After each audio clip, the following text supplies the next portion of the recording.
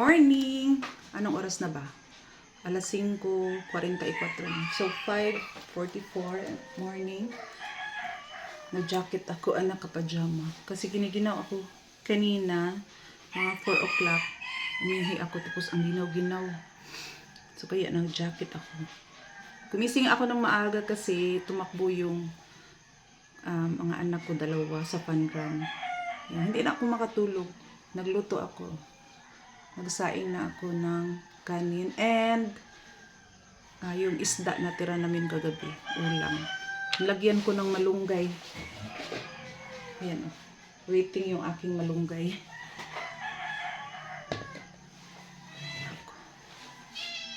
Hindi na ako makatulog. Usually, nag-muap ko or gigising ako ng mga 6 pataas ng time.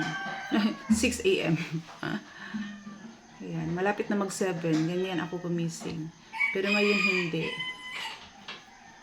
Mukhang ako mukhang mataas yung aking adrenaline. Hindi maganda yung sitwasyon ng aking tiyan. Parang palaging kumukulo yung aking tiyan. And kagabi kasi, dinala yung papa namin sa hospital kasi he is not feeling well. So hopefully, my papa is fine. Parang nag-video call lang kami kagabi and then ayaw niya na pumunta ng hospital. Masyadong, yung papa ko ano ba yung mahibsa nun? Matampuhin pala. Matampuhin yung papa ko. Kasi, yesterday, pumunta siyang dagat tapos malapit siyang mag-collapse. And then, sabi niya, need niya ng doktor. At need niya akong makausap. Nandun sila sa probinsya, ako dito ko sa city.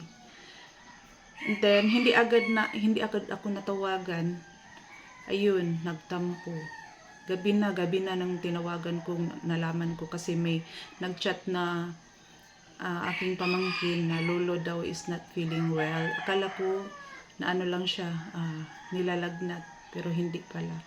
Kasi dati, meron na siyang history na yung stool niya is may blood. At ngayon parang bumabalik siya. Matanda na yung aking papa. Parang nag-mixed emotion ako. Kagabi, na-mixed emotion nung tumanggi siya na magpadala sa hospital. Kasi gusto niya tumawag sa akin. Wala naman akong magagawa. Diba? And as an anxiety patient, parang it is very challenging to calm down when your loved ones are not feeling well, not feeling good, ganyan. So I prayed na I would be strong and I would stay calm. O ngayon nagutom ako, kaya ako nagluto na lang ako ng isda. Tinola. Kasi kagabi lang yan, inihaw na isda. Inihaw lang. Ayun, pag meron kaming mga tirang mga ulo, yan, sinasabawan ko, nilagyan ko ng malunggay. Para meron tayong pang ulang ngayong umaga, no? Kanina pa kasi yung tiyan ko, kulo ng kulo. At pag kumukulo yung tiyan ko, hindi na ako makatulog. Parang gusto kong matulog. Pero parang inaagaw ng aking adrenaline yung aking melatonin. Yung dumaan. Nakaano siya. Suong-suong George. Naligo kasi yung aking isang anak. So, dadaan siya dito sa likod ko. And nakaano lang siya. Nakatapis ng tuwalya. So, meron siyang OJT ngayon. Kahapon, nag-absent siya kasi meron siyang pain dito sa likod. Kasi the other day, yung before pa kahapon, inutusan sila na ibaba daw yung mga items from the car. And then, hindi siya kasi sanay kasi palagi na lang nakaupo, kung minsan humihiga. Yan. Pero nag-school naman siya. Pag uwi dito, hindi na siya, palagi siyang nasa room or nakaupo lang. Siguro na yung first time niya na nautusan ng ganun kabigat. And then, para daw na yung yung backbone niya. Kahapon, nag-work siya tapos umuwi half day. Ayan. Meron siyang body pains, pero tingin ko meron din siyang flu kasi sisinghap. Ganyan siya. Ganyan siya. So ngayon magtatrabaho daw siya. Naligo. Tignan natin. Kasi kahapon, wala daw siyang laptop, and mas mafe-feel daw niya yung kanyang mga body pains, yung not feeling well niya na feeling kapag wala siyang ginagawa. So umuwi na lang siya kahapon. Nag-half day lang siya. Ay, kailangan ko na pala sigurong i-ano yung aking malunggay. Yung malunggay na lang ang kulang kasi inuna ko nang ayusin yung timpla. So, templado na po ang aking utan. Still over 7 seas. La la la. La la la la.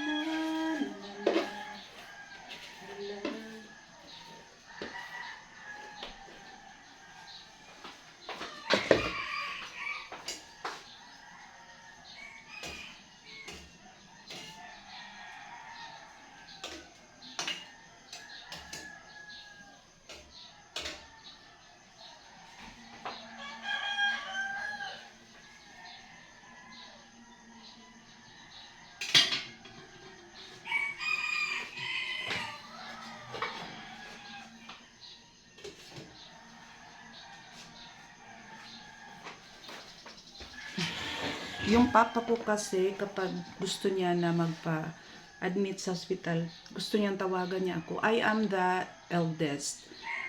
Siguro, nag-worry siya sa bill. Kagabi,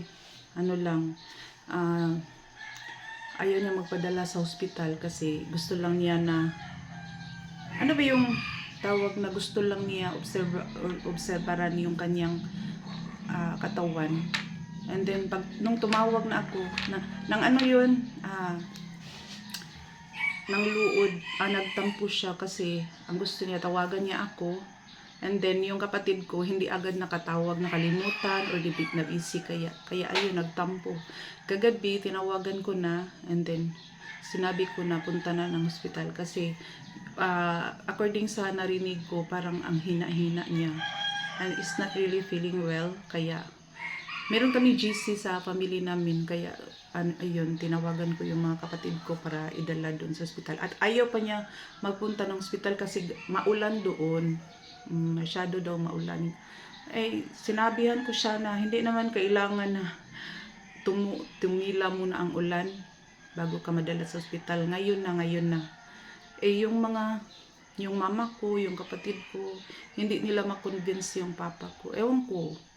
Parang gusto niya talaga akong tawagan every time na ma-admit siya. Gusto niya akong tawagan. And kung minsan parang, di ba, aakyat yung anxiety mo. Pero okay lang. Nag-pray naman ako. God made me strong. Although madali akong umiyak.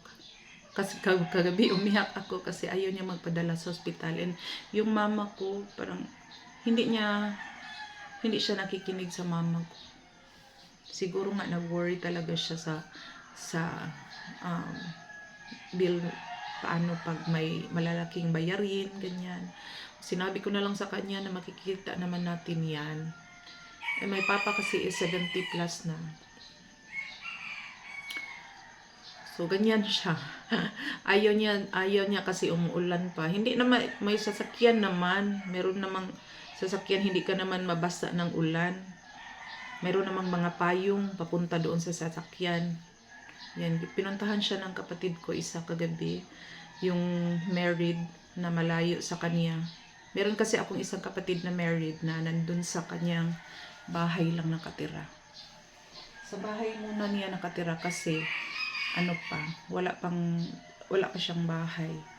So, iyon ang aking update for today. Kahapon ano pala ako kahapon, nag-vlog para ako ng konti, no? Nag-practice ako doon sa aking online, sa Canva ba? Sa Canva na editing. So, ayun, nag-practice ako. Ang yung chan ko, guys, parang maraming dinosaur.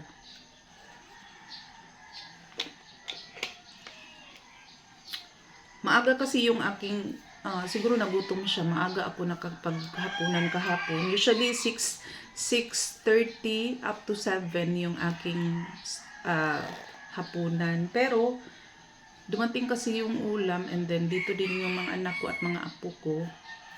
Ayun, kami, sabay kami kumain mga 5 o'clock pa. So, nung mga 8 plus na, parang nag-roll siya, nanghanap siya ng pagkain. So, binigyan ko lang ng tinapay, hindi tinapay, yung isda na inihaw. And then, nag-ano naman siya, nag-calm down yung akin tiyan. Siguro nagutom talaga siya. And ganito kasi yung may anxiety, parang makulo ang yung tiyan. Pero yung iba, hindi naman, parang kinakabag-kabag lang, ganyan. Pero ako, yung talagang pag kumulo yung tiyan ko, I am not that relaxed.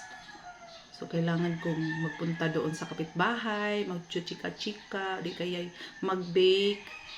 Para lang, meron akong ginagawa, hindi ko siya ma-feel, hindi ko siya madinig yung aking tiyan.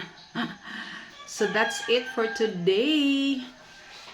Kasi, papatayin ko na yung aking utan. Thank you so much for watching, guys.